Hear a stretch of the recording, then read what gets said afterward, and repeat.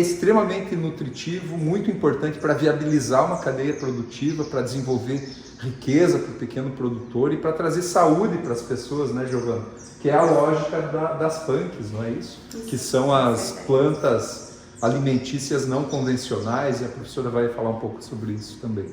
Bom, esse termo é um pouco recente na nossa história, né? Mas a gente sempre, desde seres humanos que somos, a gente sempre procurou alimento em algum lugar, né? E muitos desses alimentos ao longo de toda a nossa história foram sendo perdidos ao longo, né, da evolução, da industrialização, de encontrar coisas fáceis no mercado ou na feira.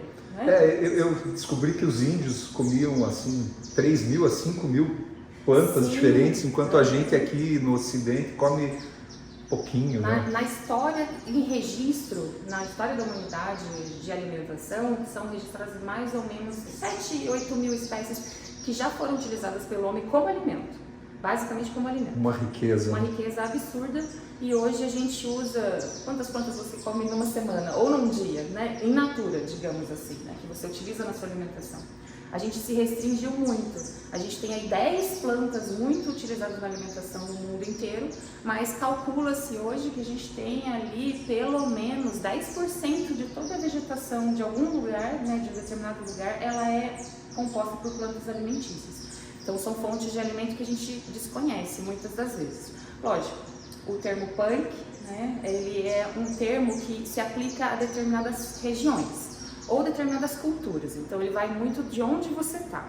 Pra gente aqui o pinhão é muito comum, tá no nosso cotidiano, a gente já espera a época do ano que ele vai surgir, né, no mercado, se ou prepara para isso. Se prepara já é aquela expectativa. Mas se a gente vai para o Maranhão, norte, né, do país, nordeste, são áreas que não existem o pinheiro naturalmente, então não tem uma cultura de comer pinhão. Mas ao contrário, tem a cultura de comer açaí, um açaí bem diferente daquilo que a gente está acostumado aqui, o açaí salgado, né? A pasta com farinha e peixe frito. Esse é o açaí original lá do Maranhão e do Pará. Aí ele foi trazido para cá, ele deixou de ser uma punk, digamos assim, pra gente, só que o costume alimentar não tem nada a ver como no lugar original, né? Como a gente consome açaí aqui. Então, jambu, né? Jambu aqui é uma planta que a maioria das pessoas nem conhecem, ou conhece algum derivado do jambu, uma cachaça de jambu, já ouvi falar em tacacá, pato no tucupi, coisas assim que levam o jambu também como uma planta para alimentação. Em Manaus a gente encontra jambu no mercado, maços de jambu no mercado, frescos, bonitos. Aqui a gente nem tem ideia do que é o jambu. Então o termo punk, plantas alimentícias não convencionais, ele está muito relacionado a determinados locais, a localidade que você está, e também a determinadas comunidades especificamente. Porque às vezes aqui mesmo na nossa região, os agricultores familiares principalmente consomem algumas espécies de plantas no seu cotidiano que a gente desconhece, que não vai para a feira.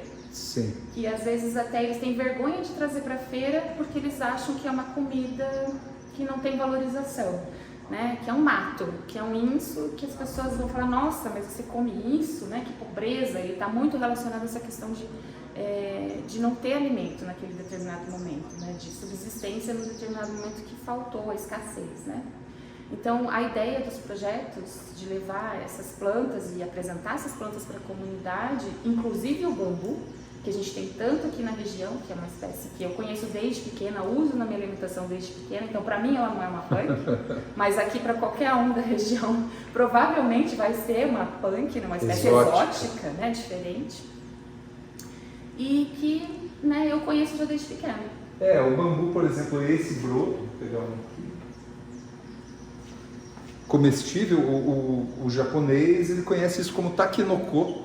Desde que é bebê, desde que é criança, ele já tem essa cultura de conhecer essa planta, a época que isso vai brotar, e para que ele pode ser usado. Então não é alternativo, ele está incorporado no dia a dia.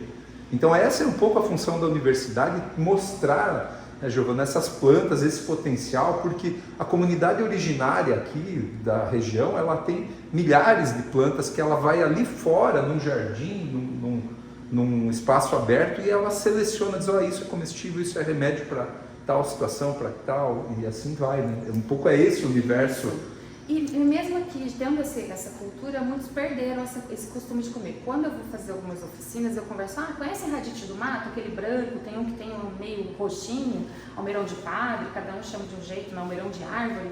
Tem vários nomes para a mesma planta ou para o mesmo grupo de plantas.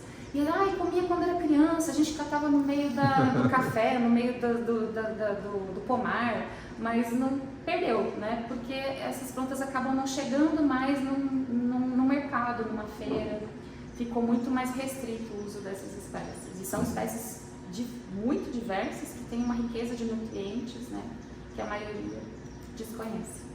Então aí a gente chega no caos, né? no limite aí de ter pessoas extremamente obesas e mal nutridas, né? Porque tem uma fonte original de nutrientes muito pobre, né? Que é o milho, a batata, o arroz, e é isso, né? E não varia muito. Então, saúde, ela está na natureza e ela está nas plantas de um modo geral, né? E não, se você especifica muito, parece uma neurose, né? É muito focado e o resto é esquecido. Ou valorizar muito uma espécie só, né? Ela é uma planta milagrosa. Esse é também um grande problema na divulgação dessas espécies, né? A questão é a variedade. A questão é a né? variedade, a diversidade. O colorido. O colorido, isso.